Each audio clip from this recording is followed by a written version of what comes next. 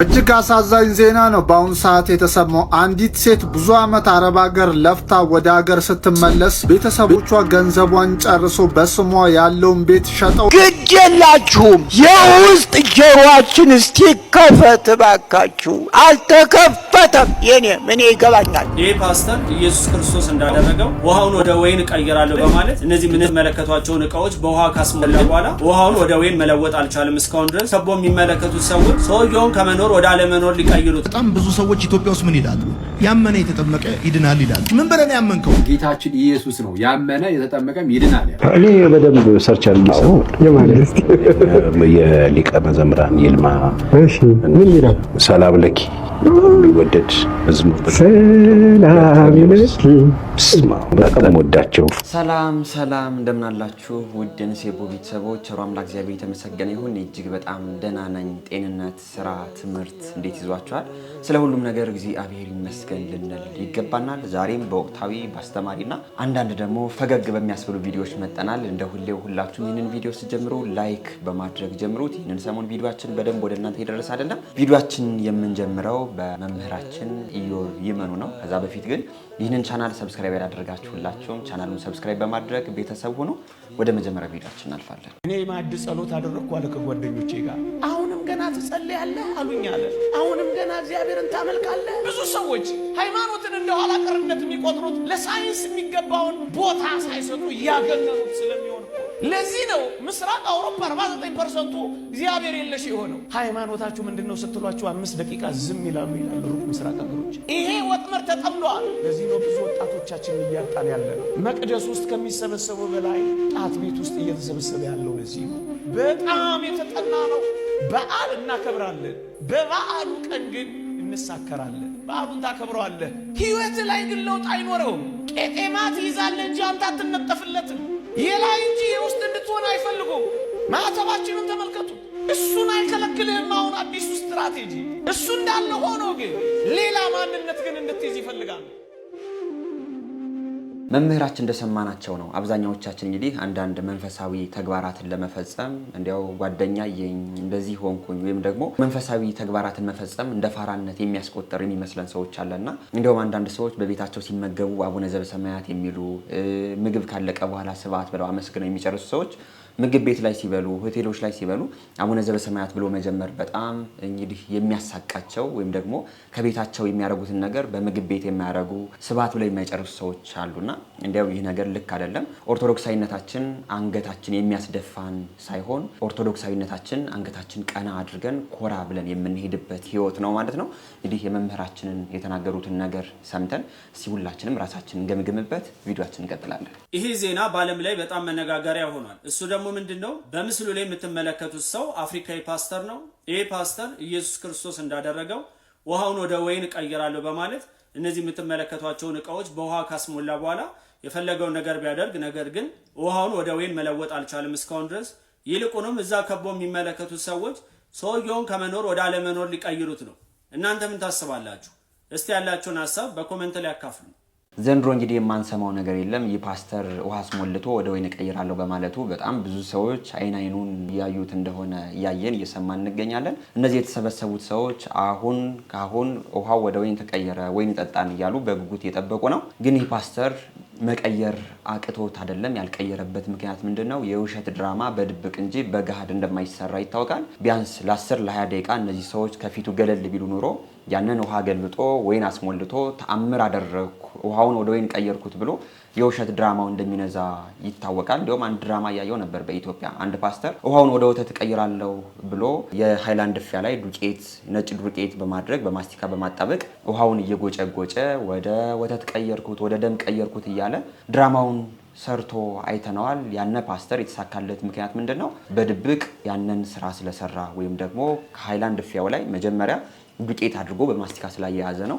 ይህ ፓስተር እንግዲህ በዚህ መልኩ እየተዋረደ ይገኛል። እንዲያው ትንሽ ገለል ቢሉለትና ድራማው የተሳካ ቢሆን መልካም ነው እንል ነበር። ዘንድሮ ግን የማይሰማ ነገር የለም። በቪዲዮ ላይ ያላችሁን አስተያየት ኮሜንት ላይ ጻፉልን።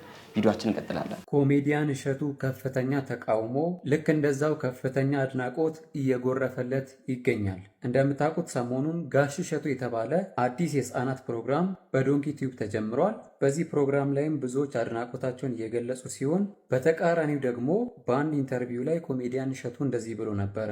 ልጄ አጠገብ ምንም አይነት ቴክኖሎጂ መጠቀም አይቻልም። ስልክ መነካካት፣ ጌም እንዲጫወት ማድረግ፣ መጫወትም ብቻ ቴክኖሎጂ የተባለ ማንኛውንም ነገር ልጅ አጠገብ መጠቀም አይቻልም። የሚጠቀም ሰው ከተገኘ ከቤቱ እንዲወጣ ይደረጋል ብሎ ነበረ። ታዲያ እንደዚህ የሚያስብ ሰው፣ ለልጁ እንደዚህ የሚጨነቅ ሰው እንዴት የህፃናት ፕሮግራም ጀምሮ በዚህ ሁሉ ወጪ ይህንን ሁሉ ኢነርጂ አውጥቶ እንዴት የኛ ልጆች እሱ እንዲከታተሉት፣ እንዴት የኛ ልጆች ቴክኖሎጂን፣ ስልክን፣ ቴሌቪዥንን እንዲመለከቱ ያደርጋል የሚል ከፍተኛ ተቃውሞ እየገጠሙ ይገኛል። እናንተስ በዚህ ሀሳብ ላይ ምን ትላላችሁ? ይህንን ሰሞን ኮሜዲያን እሸቱ የህፃናት ፕሮግራሞችን እያስተላለፈ እንደሆነ ሁላችንም የምናውቀው ነው። በዚህም ደግሞ አንዳንድ ሰዎች ሲተቹ፣ አንዳንድ ሰዎች ደግሞ አድናቆታቸውን ሲያቀርቡለት ይሰማ እንገኛለን። ትችቱ የመጣበት ምክንያት ምንድን ነው? ኮሜዲያን እሸቱ አንድ ፖድካስት ላይ ቀርቦ የኔ ህፃናት ምንም ቴክኖሎጂ እንዲያይ አልፈቅድለትም፣ ወይም ደግሞ አብሮት የተቀመጠ ሰው እንኳን ስልክ ሊነካካ አይገባውም እያለ እንግዲህ አንዳንድ ነገሮችን ሲናገር ሰምተነው ነበር። ይህን ማስመልክቶ የእሱ ህፃናት ሊያደርግ የማይፈቅደውን ነገር ለምንድን ነው የኛ ህፃናቶች እንዲያዩት ይህንን ቪዲዮ የሰራው ያሉ ትችቶች ቀርቦበታል። እኔ በዚህ ቪዲዮ ላይ የምሰጠው አስተያየት ምንድነው? ኮሜዲያን እሸቱ ከዚህ በላይ እንዲሰራ እንዲያውም ልናበረታታው ይገባናል። ህፃናቶቻችን ከእንዲህ አይነት ነገር እንዳይቀርቡ የምናደርጋቸው እኛ ነን። እንዲያው ደግሞ የቀረቡ ህፃናት ሌላ ነገር ደግሞ ከሚመለከቱ እንዲህ አይነት የኮሜዲያን እሸቱ በሀገራችን በምንወዳቸው ሰዎች የተሰሩ ቪዲዮዎችን ቢያዩ መልካም ነው እላለሁ። አብዛኛዎቻችን ከስራ ስንመለስ ትናንሽ ወንድሞቻችን፣ ልጆቻችን እንዲያው እንዳይረብሹን፣ እንዳያለቅሱብን ምግብ እንዲበሉ ከፍተን የምንሰጣቸው የቲክቶክ ቪዲዮ እንደሆነ ይታወቃል። ያን የሚመለከቱት ቪዲዮ ለህፃናት ይገባል አይገባም የሚለው ለኛ ግድ አይሰጠንም። ብቻ ህፃናቱ እኛን አይረብሹን፣ ምግብ ይብሉልን፣ ይተኙልን እንጂ እንዲህ አይነት ነገሮች ለኛ አያሳስቡንም። እና ለእንዲህ አይነት ህፃናቶች ኮሜዲያን እሸቱ የሰራቸው ነገሮች በጣም ልክ ናቸው። አሁንም ቢሆን ከዚህ በላይ በርትቶ ሰርቶ ለህፃናት እንግዲህ ብዙ እውቀት የሚያገኙበት የሚጨብጡበት ነገር እንዲያደርግ ልናበረታታው ይገባል። በቪዲዮ ላይ እንግዲህ ከ2 ዓመት በላይ ላሉ ህፃናት ቪዲዮ እንደተሰራና ይህ ቪዲዮ ደግሞ ቀለማትን መለየት እንዲችሉ፣ ፊደላትን እንዲለዩና የእንስሳት ስሞችን እንዲያውቁ ለትምህርት የተሰራ ቪዲዮ እንደሆነ ኮሜዲያን እሸቱ ያው በፖስት ባደረገው ቪዲዮ ላይ ዲስክሪፕሽን ላይ ያነበብኩ ነበር። እናም ህፃናቶቻችን ከቴክኖሎጂ የምናረቃቸው እኛ ነን። አንዴ ደግሞ የቀረቡ ህፃናት ከሆኑ ደግሞ እንዲያው የውጭ ሀገር ቻናል ከሚያዩ ከሚመለከቱ በእኛ በምንወዳቸው ሰዎች የተሰሩ ቪዲዮዎችን ቢመለከቱ መልካም ነው እላለሁ። በዚህ ቪዲዮ ላይ ያላችሁን አስተያየት ኮሜንት ላይ ጻፉልን። ቪዲዮአችን እንቀጥላለን። የሆነ ጭፈራ ነበረ ሰው ሁሉ የሚፈልገው፣ የጣዖት በዓል የሚከበርበት፣ ሰው ዘፈን ለማየት ጨዋታ ለማየት ግልብጥ ብሎ ሄዶ ቅዱስ ዮሐንስ አፈወርቅ ለማስተማር ሲመጣ ሊማር የመጣው ሰው አንድ ሰው ብቻ። ስንት ሰው? አሁን ዛሬ አንድ ሰው ቢኖር ጉባኤ እናደርጋለን። እኔም ልጣላ እችላለሁ። ለአንድ ሰው ነው እንደ ወይ በስልክ አታገናኙኝም እንዴ ልል ይችላል። ቅዱስ ዮሐንስ አፈወርቅ ሲመጣ ሊቀ ጳጳስ ነው፣ እግዚአብሔር ያሳያችሁ፣ ፓትርያርክ ነው። አንድ ሰው ነው ቁጭ ያለው ሊማር። ቅዱስ ዮሐንስ አፈወርቅ ለረጅም ሰዓት ቆሞ አስተማረው። ለዛ ሰው ሌላ ቀን ካስተማረው የበለጠ ጥዑም ትምህርት አስተማረው። በኋላ ዝናውን የሰሙ ሰዎች ግራ ገባቸው። እንዲህ አባታችን ምን ነክቶ ነው ለአንድ ሰው እንደው ይሄን ያህል የምትደክመው ሲሉት፣ አይ ክርስቶስ እኮ የሞተው ለዚህም ሰው እየጨመረ ነው አለ ነው አለ። ሁለተኛ ይመስላችኋል እንጂ ሌላም ቀን የሚመጣው ይሄ ሰውዬ ብቻ ነበር። ሌላ ቀን ከልባቸው ቢመጡ ኖሮ ዛሬ ለጭፈራ ብለው ምን አይሉም ነበር። እግዚአብሔር ከልባችን ለመምጣት ይርዳል። አንድ ነፍስ ዋጋ አላት የላትም። አሁን እኛ ጉባኤ የምንለው ህዝቡ ግጥም ሲል ነው አይደል? እንደው ልልታው ሲል አቤት የዛሬው ጉባኤ ነው። ሰው አነስ ሲል ደግሞ ጉባኤ የማይመስለን ሰው የለም እኮ እንላለን። አንድም ነፍስ ግን ዋጋ አላት በእግዚአብሔር። ክርስቶስ ለአንድ ነፍስ ዋጋ ይሰጣል። አሁን በጠቀስኩላችሁ በሉቃስ ምዕራፍ 10 ላይ አንድ ቤተሰብ ለማስተማር ነው ክርስቶስ እስከ ቢታንያ ድረስ ሄደው። ቃለ ሕይወት ያሰማልን። በጣም ደስ የሚል ትምህርትን ያስተማሩ መምህራችን፣ እንዲህ አይነት መምህራንን እንዲህ አይነት አባቶችን እግዚአብሔር ለእኛም በዘመናችን ያስነሳልን እንላለን። ቪዲዮአችን እንቀጥላለን። እጅግ አሳዛኝ ዜና ነው በአሁኑ ሰዓት የተሰማው። አንዲት ሴት ብዙ ዓመት አረብ ሀገር ለፍታ ወደ ሀገር ስትመለስ ቤተሰቦቿ ገንዘቧን ጨርሶ በስሟ ያለውን ቤት ሸጠው ነበር የጠበቋት።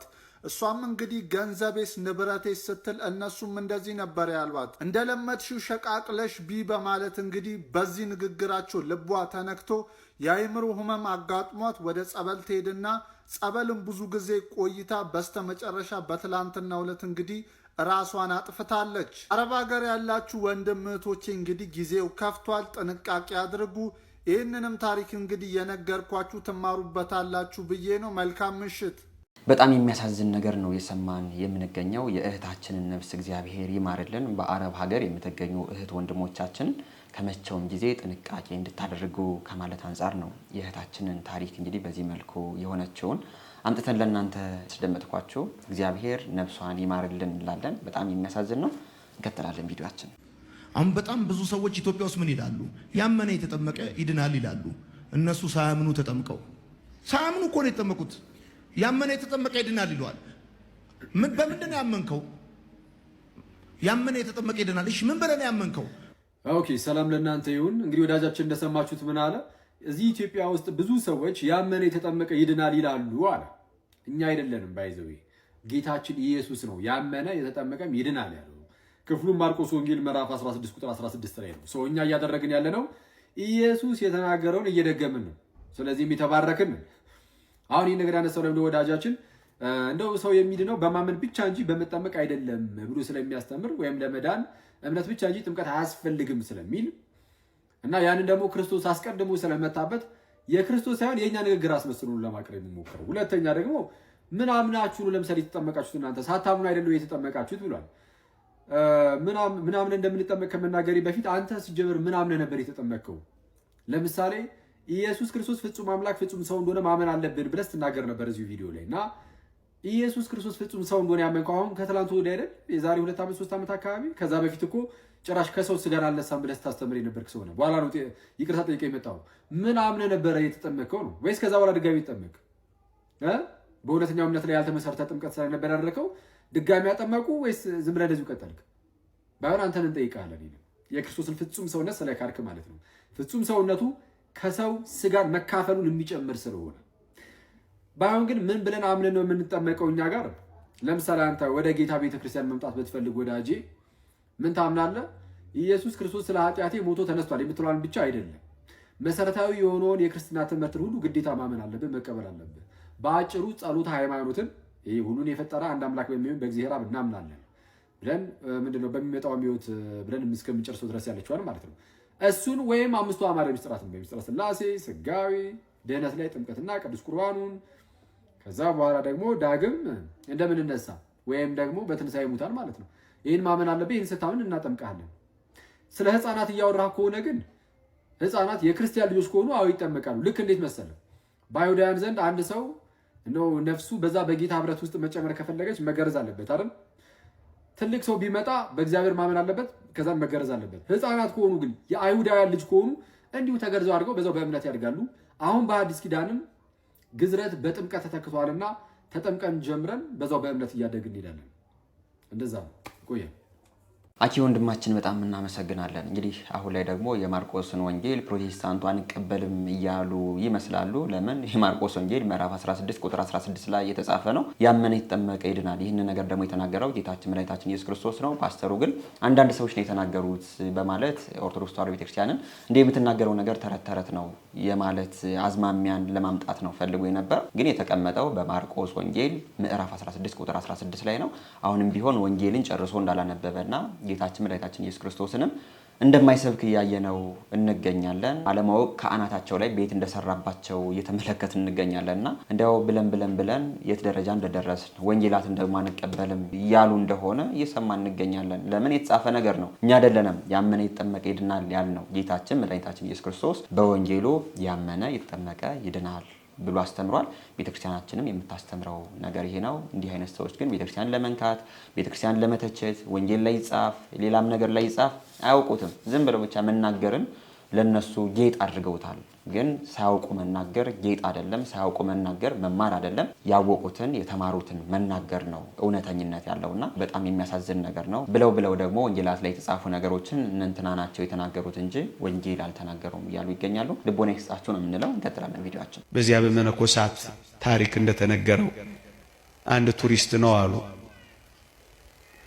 አንድ ገዳም ሊጎበኝ ይሄዳል አሉ። ገዳሙን በዓታቸውን እየጎበኘ አንድ መነኮስ በዓት ውስጥ ይገባል።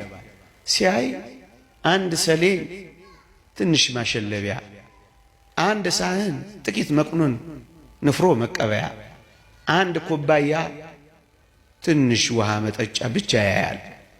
እና ቱሪስቱ ግራ ይገባውና ንብረት የት አለ፣ ሀብት የት አለ ብሎ ይጠይቀዋል አሉ። ያ መነኮስ አየት ታደረገውና ቱሪስቱን ጌታው አቤት የእርሶ ሀብት የእርሶ ንብረት የት አለ ብሎ ይጠይቀዋል። ቱሪስቱ እኔ እኮ እዚህ እናንተ ገዳም ቱሪስት ብቻ ነኝ ይላቸዋል። እሳቸው ምን አሉ? ልጄ ሆይ ልክ እንዳንተ እኔም እዚህ ዓለም ላይ እኮ ምንድነኝ? ቱሪስት ብቻ ነኝ። ስለዚህ ብዙ መሰብሰብ አይገባኝም። ቱሪስት ብቻ ነኝ እና እንዲህ ብንለው አይሻልም? በተለይ እኔ የሚጨንቀኝ ጌታ ሆይ ሃይማኖት የሚያስክድ መከራ ሳይመጣብን ጌታ ሆይ ቶሎ ወደዚች ከተማ ውሰደን ብንለው አይሻል? ይሻላል አይሻል? አዎ የሚያስጨንቅ መከራ መጥቶ አንተን ሳንክድህ ጌታ ሆይ ናና ውሰደን ብንለው አይሻል? እንዳመን እንዳስቀደስ እንደቆረብን ቤተ መቅደስ እንደተመላለስን የዚህ ዓለም ሐሳብ ሳያታልለን የዓለም ምኞት ሳይማርከን የአይን አምሮት ሳያስቀረን አንተን ብቻ እያየን ጌታ ሆይ እባክህ ናና ውሰደን ብንለው አይሻል? ሳንጠራጠር ሳንክድህ በመከራዎች ብዛት የሚመጣውን ዓለም ትተን ለዚህ ዓለም ሳንገዛ እባክህ ጌታ ሆይ አሁን ናና ውሰደን ብንለው አይሻል? እንዳመን ነው ብንሞት፣ ንጹህ እንደሆነን ብንሞት፣ እንዳገለገል ነው ብንሞት፣ እንደተገዛንለት ብንሞት፣ እንደፈራ ነው ብንሞት ናና ውሰድ ውሰድ ውሰድ ጌታ ሆይ ቶሎናማ በዚህም አንጻር ብንለው ግሩም አይደል? እግዚአብሔር የአገልግሎት ዘመናቸውን ያርዝምልን። በጣም ደስ የሚል ትምህርትን ያስተማሩ። እንቀጥላለን ቪዲዮአችን። እንዲደህዩ ወይም እንዲ ሀብታም እንዲሆኑ ወይም ባለስልጣን እንዲሆኑ ወይም እንዳይሆኑ እንደዚህ የሆነ አካል ይወስንባቸው ግን የለም። ይሄ ፈጣሪ ይሄን እንደማያደርግ አንድ ማረጋገጫ ቃል ነው እኔ መስጠት የምፈልገው ከመጽሐፍ ቅዱስ። አንኳኩ ከፈተላችሁ፣ ሹ ታገኛላችሁ፣ ለምኑ ይሰጣችሁ። እነዚህ በጣም ኃይለኛ ቃላት። በጣም ለምሳሌ አሁን በመንፈሳዊ ሕይወት ልንገር፣ ምንኩስና የሚገቡ ሰዎች አሉ። በቃ አንተ እና እንዴት ነው አሉት አንዱን ትልቅ አባት። ይሄ ነገር ለዚህ የተመረጡ ሰዎች ያሉ ወይ እንደዚህ የሚለው ማለት እና እኔ እግዚአብሔር ይቀበለኛል ወይ እድሌ ምንኩስና ነው ወይ ምጣዬ ለዚህ እንትን ነኝ ወይ ብሎ ጠየቀው። እንደዚያ የሚባል የለም። ይህን ቃል ጠቀሰለት። ከፈለከው ታገኘዋለህ፣ ካልፈለከው አታገኘው። ፈልገው መንኩስ ከባድ የራሱ ተጋድሎች አሉት። ግን ፈልገው እሱን የራሱ ያንን ሆነህ ማሸነፍ ማለት ከፈለከው ታገኘዋለህ። ምንም ሌላ ነገር የለም። የእግዚአብሔር ቃል የሚለው ይሄ ነው። አንደኛው ይሄ ነው። ሁለተኛው ደግሞ ሰዎች ግን ከሃይማኖት በተለይ ከኦርቶዶክስ ክርስትና አንጻር ሲታይ እኛ የምንፈልገውን እንዲሆን ከመለመን እሱ የሚፈልገው እንዲሆን መለመን ነው ትክክለኛ። አሁን እኛ የኛ ፍላጎቶች በሙሉ መሆን አለባቸው። የማይሆኑት እድለኛ ስላልሆንኩ ነው ወደሚለው ምን ሄደው። ግን ሪል ሰው ይፈልጋል፣ ያን ይሻል፣ ያንኳኳል። አሁን አንኳኩ እኮ ማለት ጥረት ነው በነገራችን። መሻት ልብ ውስጥ ያለ ነገር ነው። ማንኳኳት ግን ኤፈርት ነው። አንድ ላይ የመጡ ነገሮች ያ ነገር እንዲሆን ለምሳሌ ሳይንቲስት መሆን የሚፈልግ ሰው ደርሶ መሆን አይችልም። ጠንክሮ ማጥናት አለበት። በጣም ሰርቶ ማደግ ሀብታም የሚሆን ሰው ለምሳሌ ጠንቋይ ቤት እየሄደ ብቻ ምናምን እያለ ቴዲ ጠንክሮ ሰርቶ ግን ማደግ ይችላል ጄኒውን በሆነ መንገድ። ሌሎች ሁኔታዎች እንደዚህ ናቸው እንደዛ ናቸው ምናምን እነሱ ሁሉ ሌሎች መልሶች አሏቸው፣ ሌሎች ጉዳዮች አሏቸው እና ሰው ደስቲንድ አይደለም። ስለዚህ ያለንን አስተሳሰብ አመለካከት መዝጋት ነው ያለው። እኔ ውስጥ ያለ ችግር ነው። በነገራችን ላይ እኛ ውስጥ ያለ እኛን በትክክል ራሳችን ማየትና ማስተካከል ነው ትክክለኛው ነገር እና ከዚያ በኋላ ጥረቶቹን እየጨመሩ መሄድ ነው እንጂ ሰዎች በጣም የፈለጉትን ነገር ጠንክረው እስከሰሩ እስካንኳኩ ድረስ ይከፈታል። ምንም የማይከፈት ነገር የለም። የእግዚአብሔር ቃል የሚለው አንኳኩ ይከፈታል፣ የማይከፈት ነገር አለ ተብሎ አልተጻፈም። ይሄ የእግዚአብሔር ቃል ነው። ስለዚህ እግዚአብሔር ደስቲን እንዳላረጋቸው በዚህ ቃሉ እሱ ራሱ መክሯል ማለት ነው። ቃለ ሕይወት ያሰማል ለመምህራችን። እንግዲህ አብዛኛዎቻችን የሆነ ነገር ሲመጣብን የ40 ቀን ዕድሌ ነው ጣፈንታዬ ነው እያለን ያው ስንናገር እንሰማለን። ይህ ነገር ልክ አይደለም። ሁላችንም በርትተን ማንኳኳት እንዳለብን፣ በርትተን መስራት እንዳለብን፣ በርትተን መለመን እንዳለብን፣ የእግዚአብሔርን ቀንም መጠበቅ እንዳለብን እንግዲህ መምህራችን በዚህ መልኩ ነግረውናል። የ40 ቀን ዕድሌ ነው ጣፈንታዬ ነው እያሉ ማማረር ግን ልክ እንዳልሆነ መምህራችን መምህር ብርሃኑ አድማስ በጣም ደስ የሚል ትምህርት ነው ያስተማሩን። ወደ ቀጣይ ቪዲዮአችን ደግሞ ስንሄድ ፓስተር ቸሬን ነው የምናገኘው። ምንድነው የሚናገረው? ቪዲዮን አይተን እንመለሳለን። እኔ በደንብ ሰርች አድርጌ እሰማለሁ። አዎ የማለት እስቲ የሊቀ መዘምራን ይልማ ምን ይላል? ሰላም ለኪ በጣም የሚወደድ መዝሙር ሰላም ለኪ በጣም ወዳቸው። ደግሞ አንድ መዝሙር ነበረ ኑ በብርሃን በጣም ወደው ደግሞ ይሄ እንዳንድ አሁን ማየት የተሳሉ ደግሞ ገብረ ዮሐንስ በስመ አብ ስለ ኢየሱስ የዘመራቸው መዝሙሮች ኢየሱስ ክርስቶስ የሚል መዝሙር አለው። ስለወደድከኝ አዳነኝ የሚል መዝሙር አለ። እሰማለሁ። ኢየሱስ ክርስቶስ መጠቀም እነሱ አሉ እና አቤል መክብብ እሰማቸዋለሁ። በጣም ወዳቸው መዝሙሮች አሉት። እሱ ሁሉም ያልፋል የሚል አንድ መዝሙር ሁሉም ያልፋል እግዚአብሔር ያሳልፋል። በጣም ነው ለታች የሚያደርገኛል። በጣም ብዙ ዘማሪዎች አሉ። በጣም እነ ቴድሮስ አሉ። በጣም ፌመስ አሁን አንተ ግን በቃ አሉ ሞባይል ላይ ያለኝ በጣም የብዙ ዘማሪዎች መዝሙር አለኝ እሰማለሁ። አዎ በጣም የሚገርሙ መዝሙሮች የሚዘምሩ ልጆች አሏት። ሴቶቹም አሉ እነ ምርትነሽ ምናምን። አዎ ሌሎችም ሲስተር እሰማቸዋለሁ። ሌሎች አዎ ፓስተር ቸሬን እንግዲህ እንደሰማችሁት የኦርቶዶክስ ዝማሬዎችን እሰማለሁ እያለ የሚያዳምጣቸውን ዝማሬዎች ሲዘረዝር ነው የሰማን የምንገኘው። አሁንም ቢሆን የኛ ዝማሬዎች መንፈስን የሚያድሱ ክርስቶስን የሚያመሰግኑ በጣም ደስ የሚሉ እንዲያው ካለንበት ጭንቀት የሚያወጡን መዝሙሮች እንደሆኑ ይታወቃል። በዛኛው ቤተ እምነት ደግሞ ያሉ ዝማሬዎች ምን አይነት ዝማሬዎች እንደሆኑ ይታወቃል። እውነትን መንፈስን የሚያድሱ ናቸው ወይ? እውነትን ክርስቶስን የሚያመሰግኑ ናቸው ወይ? እኛውን ካለንበት ጭንቀት ያወጡናል ወይ የሚለውን ነገር ለነሱ ነው ጥያቄውን የምናቀርብላቸው። ፓስተር ቸሬ ግን በዚህ መልኩ የኦርቶዶክሳውያንን መዝሙሮች እንደሚያዳምጥ ሰምተናል። እግዚአብሔር መንገዱን ያቅናለት፣ ወደ እውነተኛው መንገድ ይመልሰው ነው የምንለው። በቪዲዮ ላይ ያላችሁን አስተያየት ኮሜንት ላይ ጻፉልን። ወደ ቀጣይ ቪዲዮ ስንሄድ ብፁዕ አቡነ ኤልያስን ነው የምናገኛቸው። እስኪ ቪዲዮአቸውን አይተን እንመለሳለን። ግድ የላችሁም። የውስጥ ጆሮአችን እስቲ ከፈት ባካችሁ። አልተከፈተም። እኔ ይገባኛል። የለም ከኔ ጀምሮ ስለማውቅ ነዋ። የዚህ የተተከለው ጆሮ ሳይሆን የልባችን ጆሮ ይከፈትና እንሞክር። እልከኝነቱን ትተን እናተኩር ወደዚህ ታሪካዊ ኦርቶዶክስ ተዋሕዶ ቤተክርስቲያንን ለመጠበቅ። ብዙ ጊዜ እልክ ብዙ ነገር አፍርሶብናል፣ ብዙ ነገር አበላሽቶብናል። ይችን የኦርቶዶክስ ተዋሕዶ ቤተክርስቲያን እኮ ከዚህ ውስጥ የነበሩት እየተዋት የሚሄዱት እኮ እየከበዳቸው ሰነፎች ስለሆኑ በችግር ላይ ሆነው ታሪኬን እምነቴን እጠብቃለሁ ለማለት ያልቻሉ ሰነፎች፣ ደካማዎች ናቸው እየተዋት የሚሄዱት። ቤዛዊት ናት፣ ረዳችነ፣ ሰማችነ። ብፁዕ አባታችን አቡነ ኤልያስን እንግዲህ እንደሰማናቸው ሁላችንም ኦርቶዶክሳውያን አባቶችም እንግዲህ ልባቸውን አቅንተው ሁላችንም ከቤተክርስቲያን ጎን ቆመን አሁን ያለችበትን የቤተክርስቲያን ችግር እንድናስወግድ በዚህ መልኩ መልእክታቸውን አስተላልፈዋል። በጣም ብዙ ሰዎችም ከኦርቶዶክሳውያን የሚወጡበት ምክንያት ቤተክርስቲያንን በስርዓት ስለማያውቋትና አስተምሯ ምን እንደሆነ ሳይረዱ ዝም ብለው ያው ተነስተው ከቤተክርስቲያን እንደሚወጡ እንዲህ አይነት ሰዎች የስንፍና ባህሪ ያላቸው ሰዎች እንደሆኑ እሳቸው አባታችን እንግዲህ በዚህ መልኩ እየተናገሩ ይገኛሉ።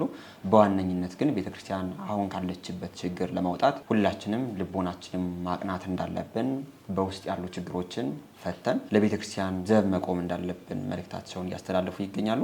የአባታችን በረከታቸው አይለየን እንላለን። ቪዲዮአችን እንቀጥላለን። ምልክት ወዳየው ሁሉ የማዘንበል ግዴታው ይኖርበታል። ስለዚህ አይሁድ ምልክት ይሻሉ አለ ሐዋርያው ቅዱስ ጳውሎስ። እኛ ግን አለ አፈረሰ። በቃ የጸረእንም የአይሁድንም አፈረሰ። እኛ ግን የተሰቀለውን ክርስቶስን እንሰብካለን። ስለዚህ ቤተክርስቲያናችን የተሰቀለውን ክርስቶስን ትሰብካለች። ብዙዎች ታዲያ የተሰቀለ ክርስቶስን መስበክ ማለት ስለ ቅዱሳን አለመናገር፣ ስለ እመቤታችን አለመናገር ይመስላቸዋል። ሐዋርያው ቅዱስ ጳውሎስ የተሰቀለውን እንሰብካለን ያለው የጸረእን የጥበብ ፍለጋ የአይሁድን የምልክት መሻት ነቅፎ እንጂ ስለ ቅዱሳን መናገር ነቅፎ አይደለም ክርስቶስ እንሰብካለን ያለው። ይሄ መጽሐፍ ቅዱስን አለመረዳት ነው። በሌላ አነጋገር ስለ ክርስቶስ የምንሰብከው በመጽሐፍ ቅዱስ ባለን ሕግ አይደል? መጽሐፍ ቅዱስ ራሱ ስለ ቅዱሳን ሲሰብክ ስናገኝ ደግሞ ምን ልንን እንችላለን? ስለዚህ ቤተክርስቲያን ስለ ቅዱሳን መስበኳ ትክክል መሆኗ ግልጽ ይሆናል ማለት ነው። አይ እንዴት የት ማለት አይቻልም። የሐዋርያት ስራ ስለ ሐዋርያት ይሰብካል። ሌላ ስለማን ያወራል? ኦሪት ዘፍጥረት ስለ አብርሃም፣ ስለ ይስሐቅ፣ ስለ ያዕቆብ ይሰብካል መጽሐፍ ቅዱስ አይደል? ስለዚህ ስለ ቅዱሳንማ መስበክ ስለ እግዚአብሔር ብሎ በሃይማኖት በትዕግስት በፍቅር የኖሩትን ሰዎችማ መስበክ የመጽሐፍ ቅዱስም ታሪክ ነው። ስለዚያም ቤተክርስቲያን መጽሐፍ ቅዱሳዊት መሆኗ የሚያሳየው ስለ ቅዱሳን መናገሯ ነው። ስለ ቅዱሳን የማይናገር ቤተ እምነት እውነተኛ እምነት ሊሆን አይችልም። በእርግጥም ቅዱሳኑ በህይወታቸው የሚሰብኩት ራሱ ክርስቶስን ነው። ሌላ ምን አለ? ስለዚህ ስለ ቅዱሳን መስበክ እኮ ክርስቶስን መስበክ ነው ብለን ብንናገር አናፍርም። ለምን? ስለ ሐዋርያው ቅዱስ ጳውሎስ መናገራችን ቅዱስ ጳውሎስ ስለ ክርስቶስ የተቀበለው መከራ መናገራችን ነው። ሐዋርያው ቅዱስ ጴጥሮስ ቁልቁል መሰቀሉን ካወራው ስለማን ተሰቀለ የሚለው የሚያመጣው ክርስቶስን ነው። ስለዚህ ክርስቶስን የምንሰብከው እንዲሁ በቀላል ነገር ብቻ አይደለም። አካላቸውን መስዋዕት ባደረጉ ሐዋርያት ሰማዕታት ጭምር ነው የምንሰብከው ማለት።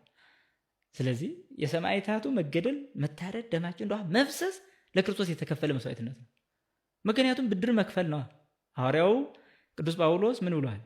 እግዚአብሔር አብ በልጁ መከራ አበደረን ይላል። በልጁ መከራ አበደረን በመስቀል ላይ። ስለዚህ የተበደሩትን ሲከፍሉ የኖሩ ቅዱሳን አሁን የሚነገረው ያው ለገሌ ከፍሏል ብድሩን። እኛ ሁላችንም ገና ብድር ለመክፈል ነው በዚህ ዓለም የምንኖረው። ብድር ያልከፈለ ሰው ደግሞ ሁሌ አንገት ደፍቶ መኖሩ ማይቀር ጉዳይ ነው። ስለዚህ ብድር ስለከፈሉ ቅዱሳን የምትናገረው ክርስቶስን ክዳ አይደለም፣ ክርስቶስን ሽራ አይደለም። ለዛ ነው ሐዋርያው ቅዱስ ጳውሎስ ከክርስቶስ ፍቅር ማን ይለየናል አለ። እውነት ነው። ሰይፍ ነው፣ መከራ ነው፣ ጭንቀት ነው፣ ስደት ነው፣ ረሃብ ነው ወይ? በየዕለቱ እንደሚታረዱ በጎች ተቆጠርን ያለው የነብይ ቃል በእኛ ተፈጸመ አለ። ይሄ ተፈጸመ ብለን እንሰብካለን። ይሄን መስበካችን ክርስቶስን ከመስበክ ወደ ኋላ የሚያስብል አይደለም። ስለዚህ ቤተክርስቲያን ክርስቶስን እንዲህ እያለች ትሰብካለች። እግዚአብሔር ይስጥን ለመምህራችን። ቤተክርስቲያናችን ስለ ቅዱሳን ያላት አስተምሮ እንግዲህ ይህንን ይመስላል። አንዳንድ መናፍቃን ቅዱሳን አያስፈልጉም እያሉ ሲናገሩ እንሰማቸዋለን። ግን ራሳቸውን ቅዱስ አድርገው ሰዎች እንዲያመልኳቸው፣ ሰዎች እንግዲህ በጣም ብዙ ገድል እንደሰሩ እንዲያወሩላቸው፣ ከክርስቶስ በላይ እንዲያደርጓቸው የሚያደርጉ በጣም ብዙ የምናውቃቸው ሰዎች አሉና እነሱ በዓለማዊ ያሉ ስጋዊ ፍላጎታቸውን እየፈጸሙ እንዲከበሩ ቅዱስ ነን እያሉ ተናገሩ እያለ ግን ስለ ክርስቶስ መከራ የተቀበሉትን ስለ ክርስቶስ ዋጋ የከፈሉትን ቅዱሳንን አናከብርም እያሉ ሲናገሩ እንሰማቸዋለን። ለምን ይህን አያከብሩም ስንል እነሱ ራሳቸው ቅዱስ ብለው ስለሚጠሩ ከነሱ ክብር ጋር እንዳይወዳደሩ ስለሚፈልጉ እንደሆነ ሁላችንም ልናውቅ ይገባናል። ቤተክርስቲያናችን ስለ ቅዱሳን ያላት አስተምሮ ግን ይህንን ይመስላል። እግዚአብሔር የአገልግሎት ዘመናቸውን ያርዝምልን። ወደ ቀጣይ ቪዲዮአችን ስንሄድ ርዕሰ ሊቃውንት አባ ገብረ ኪዳን ነው የምናገኛቸው። ቪዲዮአችን አይተን እንመለሳለን። አንድ መምህር ህዝብን ከክፉ ዘመን ካልታደገ መምህር አይደለም ማለት ይሄንን አባይ ይችለዋል ብዬ ሳስብ አይሆንልኝም። ይሄንን ማለት አሁን ይሄን በዚህ ዘመን ሰው ጆሮም አይምሮም ያጣበት ጊዜ ነው። ጆሮም የለውም እውነትን መስማት አይፈልግም። አይምሮም የለውም አስቦ አይሰራም፣ አስቦ አይናገርም። መጠቅለሌ አይደለም ያለው አለ። በእንደዚህ ያለ ዘመን መምህር ሆኖ መገኘት በጣም ጭንቅ ነው። ተው እንደዚህ አታድርጉ፣ ወደ ምስራቅ ተው ቢባል ዘረኛ፣ ወደ ምዕራብ ተው ቢባል ጎጠኛ፣ ወደ ሰሜን ቢባል ምናምንኛ መንደረኛ፣ ወደ ደቡብ ቢባል ምንኛ፣ ደግሞ አንዱ ብድግ ብሎ ባንዳ ይላል። በዚህ ዘመን አባት መሆን እንዴት ያለ ጭንቅ ነው! በዚህ ዘመን መምህር መሆንስ እንዴት ያለ ጭንቅ ነው! ማንስ ይሰማል? ቅድም የተደረገው ቅኔ እንደዚህ ያሉት በወታደር የመሰሉኝ ሰውዬ ማለት ነው። መነኩሴ በወታደር ይመሰላል፣ ግን በሆነ ወታደር ግን አይመሰልም። በሆነ ክፍል ወታደር አይመሰልም። አጠቃላይ ጤና ባለው ወታደር ሁሉ ይመሰላል። ጤና ባለው ቅድም የተጠቀሰውም ሆነ ሌላውም ሆነ ጤና ባለው ወታደር መነኩሴ ይመሰላል። ግን የዚህኛው ማለት ግን ነውር ነው። ይሄ ዋጋ ያስከፍለናል። ይህንንም ጠንቅቆ ማወቅ ይገባል። ቤተ ክርስቲያን የሁሉም ማህፀን ስለሆነች ማለት ነው እና አሁን ካሉበት ቦታ ሆኖ የሌላውን ቦታ ቢገስጹ ዘረኛ ይባላል። ያሉበትን ቦታ ደግሞ ቢገስጹ ባንዳ ይባላል። በዚህ ዘመን እንዴት ምን መምህር መሆን ይቻላል? በእኔ አቅም ማለት ነው። አባቶቼ ችለውታል። የሁሉ ስለሚያስቸግረኝ በጣም ስለሚጨንቀኝ የመጨረሻ የምነግራችሁ ነገር አንደኛ አሁን የሰቀላችሁትን እኔን ከፍ ያደረጋችሁትን ሰረገላ እንድታወርዱት ነው የምለምናችሁ ማለት ነው። እንዲሁ በጣም እንዲህ ያደርጋል አትጠብቁኝ። ኋላ ከፍ አድርጋችሁኝ ወርጄ ስታገኙ ከምትጠሉኝ አሁን አውርዱኝና ስሰራ ከፍ ታደርጉኛላችሁ። ይሄ ይሻለኛል፣ በኋላ እንዳትጠሉኝ። ስለዚህ አሁን እኔ ላይሆንልኝ ይችላል፣ እግዚአብሔር እንዲረዳኝ መለመን ነው። ሌላው እንድትታገዙኝ ነው። ልጅን ማሳደግ እንጂ ልጅን ማባረር አይገባም። ስለዚህ ባጠፋ ብሳሳት ማሳደግ ነው። እኔ አሁን ብድግ ብላችሁ በዚህ አጠገብ የኔታ ጥበቡ አለ በረከታቸው ይድረስ። የእሳቸውን ቡራኬ የለመድነው የኔን መስቀል መቶ ተሳልሞ ፈውሰ ቢለኝ አይሆንልኝም። ስለዚህ ተመልከቱ፣ እኛን ወደ እነ የኔታ ማሳደግ ነው እንጂ እኛን የኔታን አድርጎ ማሰብ ነውር ነው። እስከምናድግ ጠብቁን፣ ደግሞ ማሳድጉን ማለት ነው። ስለዚህ ማሳደግ ይገባል። እኔ እንደ የኔታ ዝራ እንደ የኔታ አደረገው ብትሉኝ አይሆንልኝም። የአሁን ልጆች አንችልም። ስለዚህ ማሳደግ አሁን የምንነግራችሁ ይሄ ነው። በጸሎት ሁላችሁንም በቅዱስ ያሬድ በአቡነ ሰላማ በሰማዕቱ በቅዱስ ቂርቆስ ምነግራችሁ ሁላችሁም ምእመናንም ሆነ ሁላችሁ ገብረ ኪዳን ብላችሁ ስትጸልዩልኝ እንድትሉ ነው። ቢያንስ አንድ ጊዜ ከምትጸልዩ ጸሎት ስሜን አንሱልኝ። በጣም ስግብግብነት ሊሆን ይችላል በእውነቱ ማለት ነው። ግን ደግሞ ለእናንተው እንድሆን ነው፣ እንድጠቅም ሰይጣን እንዳይጫወትብኝ ማለት ነው። ስለዚህ በጸሎት እንድታስቡኝ እና የኔታን ደግሞ እኔ በቀደም ለኔታም ነግሬያቸዋለሁ። የኔታ ሊቀ ሊቃውንት ዕዝራ እኔ አሁን ራሴን የቻልኩ ልጅ አይደለሁም። ራሴን የሚችለው ከእናንተ ከእርስዎ ጋር ነው ብያቸዋለሁ። እናንተም ቢሆን መምህር ሆኗል ሳይሆን ባጠፋው ጊዜ ለምንድነው እንደዚህ ያደረግ ብላችሁ እንድትቆነጥጡኝ እፈልጋለሁ። እንዲህ አይነት መምህራንን ጊዜ እግዚአብሔር ያብዛልን፣ ከዚህ በላይ የሚያገለግሉበትንም እድሜ እግዚአብሔር ይጨምርልን እንላለን። የዛሬ ቪዲዮዎቻችን እንግዲህ እነዚህን ይመስሉ ነበር። አስተማሪ፣ ወቅታዊ እንደነበሩ አልጠራጠርም። በንግግሬ ግን ያጠፋሁት ነገር ካለኝ ኮሜንት አድርጉኝ። ሁሌም ቢሆን ለማስተካከል ዝግጁ ነኝ። የቀረን የጥያቄና መልስ ፕሮግራማችን ነው። ዛሬም እንደ ሁሌው ጥያቄ አዘጋጅተናል። ጥያቄውን አይተን እንመለሳለን።